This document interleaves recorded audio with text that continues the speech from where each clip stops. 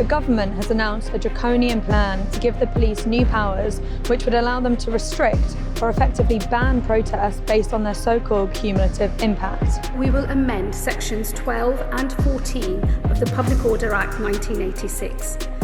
The police will be able to take account of the cumulative impact of frequent protests when considering whether to impose conditions. We know that the main target of these measures are the national marches for Palestinian rights, but the impact would be pronounced on a wide range of other causes. If this becomes law, the police will be required to consider imposing restrictions based on any previous or planned future protests in the same area, which might include an entire town or the whole of central London, and it won't matter whether it's for the same cause or involves the same people. Under this extreme proposal, an anti-racist march could be blocked from Whitehall because a farmers' protest happened there 6 months earlier, or a pride march could be restricted just because a far-right demonstration was recently held in the same town. Coming on top of a succession of anti-protest laws, this amounts to a major assault on our fundamental democratic rights to freedom of expression and assembly. MPs have already voiced concerns that the government will try and rush through these changes without proper scrutiny and debate. Sustained protests are a key driver of democratic change.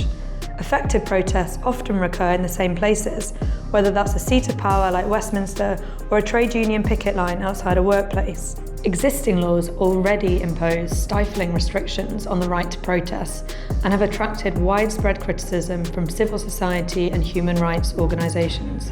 No protest movement has ever brought about change through a single demonstration. The civil rights movement, the campaign for women's suffrage, and the movement against apartheid in South Africa all relied on the cumulative impact of repeated protests over many years. Enhanced police powers are an undemocratic response to political disagreement. In the face of Israel's genocide against the Palestinian people, together we have built one of the largest and most sustained protest movements in British history. The ongoing demonstrations are needed due to the British government's continuing complicity. The government cannot be allowed to suppress protests to shield itself and Israel from accountability. The right to protest, including in solidarity with the Palestinian people, is a precious democratic principle and it must be defended.